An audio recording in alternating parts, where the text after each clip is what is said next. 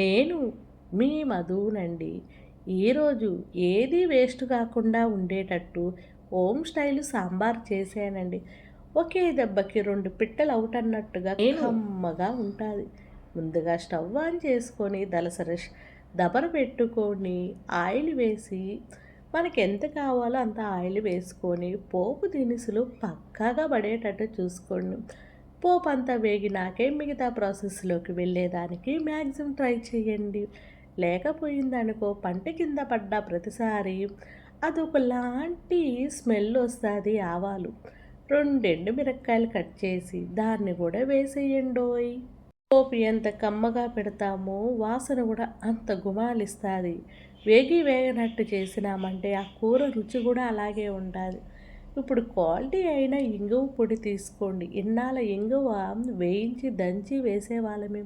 ఇప్పుడు ఇంగువ పొడి కూడా కంపెనీదే వస్తుంది కాబట్టి కొంచెం గొప్ప పని కొంచెం తక్కువ పడినట్టే అనుకోవచ్చు కదా. ఏమంటారు? మా ఇంటికాడ పక్షులు రాగాలు పాడుతూ ఉంటాయి.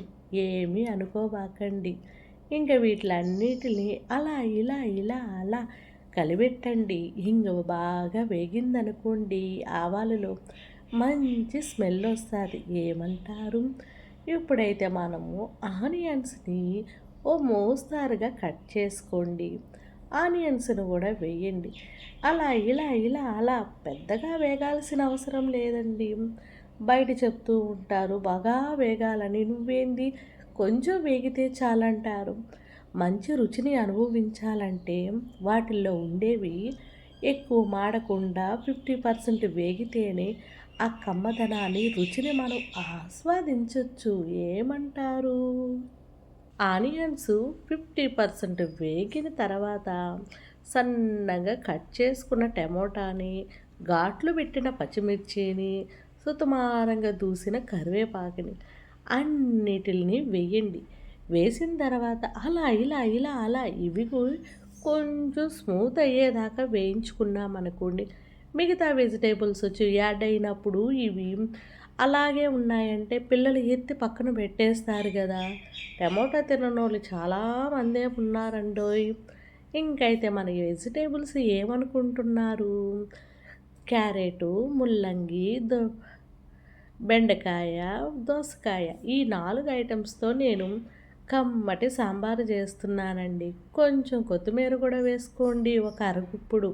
వీటిలన్నిటిని ఇంట్లో తినే వెజిటేబుల్స్తో మనం సాంబారు చేస్తే ఏది వేస్ట్ అవ్వదుగా. మీరు ఎంత కారం తింటారో అంత కారం తీసుకోండి. నేనైతే ఇప్పుడు 4 మనుషుల కోసం 2 స్పూన్ల కారం అయితే వేస్తున్నాను.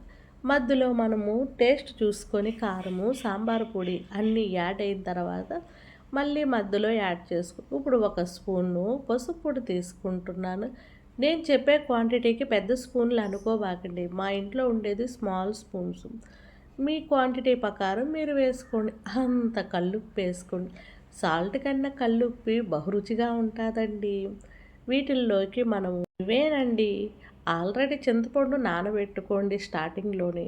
కందిపప్పు మీ క్వాంటిటీ ఎంతో అంత క్వాంటిటీ ఉడకబెట్టుకొని స్మూత్గా ముద్దకొత్తతో మెదపండి. కమ్మగా ఉంటుంది. మిక్సీ గట్రా వేసేసినామంటే ఏదో జ్యూస్ తిన్నట్టు ఉంటుంది.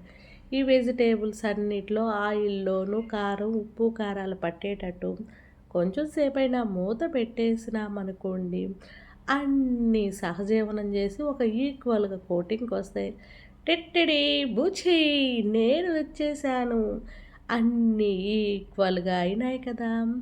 వీటిని మళ్ళీ ఒకసారి కలబెట్టండి. అలా ఇలా ఇలా అలా కలబెట్టిన తర్వాత వీటిల్లో రకరకాల సాంబార్లు ఉంటాయండి.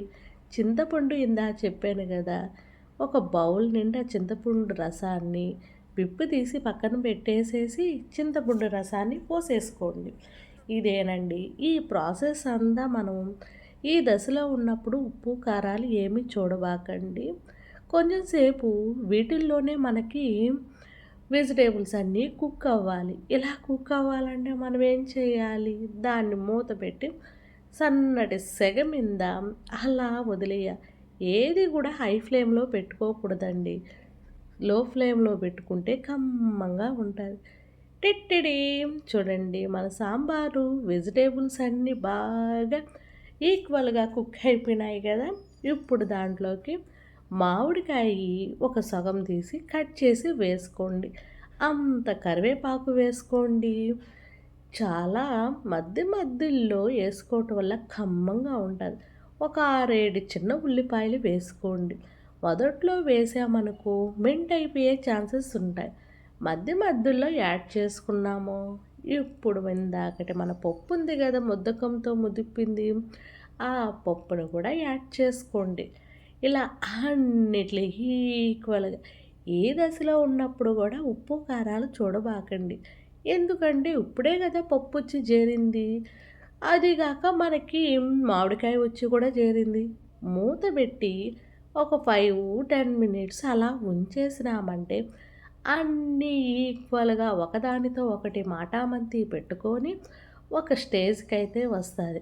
ఈ స్టేజ్‌కొచ్చినప్పుడు మనము సాంబార్ పొడి, ఉప్పు, కారాలు అన్నీ చూసుకోవాలండి. ఈ స్టేజ్‌లో ఉన్నప్పుడు ఇప్పుడైతే నేను ఉప్పు చూస్తూ ఉన్నాను. ఉప్పయితే మనకి కొంచెం తక్కువుంది. కారం గూడా చాలా తక్కువగా ఉంది. అందుకోసం 2 స్పూన్లు కారం వేశాను. ఫ్రెష్‌గా దంచిన సాంబార్ పొడుంటే సాంబార్ పొడి గూడా ఒక చిన్న కప్పు వేశానండి. కొంచెం కల్లుప్పు వేశాను. అరగుప్పెడు కొత్తిమీర అన్నీ గూడా వేసేసేయండి. వీటిలన్నిట్లికి ఇంకొక 5, 6 మినిట్సు ఒకదానికి ఒకటి మాట్లాడుకొని, మనకు నోటికి రుచిగా తగిలేదానికి మూతేసి అలా సిమ్‌లో ఉంచేసేద్దాము. ఉంచేసేద్దామా? ఇలా ఉంచిన దాన్ని మళ్ళీ ఓపెన్ చేయండి. కతక్కన మన సాంబారు రెడీ అయిపోయిందండి. ఎంతో రుచిగా ఉండి నిమిషాల్లో తయారు చేసుకునేటట్టుగా ఈ ముల్లంగి సాంబారు వీటిల్లో డిఫరెంట్‌గా ఉంటాయి. ఇది మధు వంటల బుక్‌లోని సాంబారు. మీకు ఒక్కోసారి ఒక్కొక్క టైప్ అయితే తీసుకొనొస్తాను. ఇంట్లో తినని దానికి ఎన్ని వెజిటబుల్స్ వేసి ఏం సుఖమండి. ఈసారి మంచి సాంబార్‌తో మీ ముందరకొస్తాను. ఎప్పటికప్పటికి మంచి వంటలతో మీ ముందరకొచ్చే మధు ఈరోజు మధు వంటల బుక్ సాంబార్‌తో వచ్చాను. రేపు ఏ కూరతో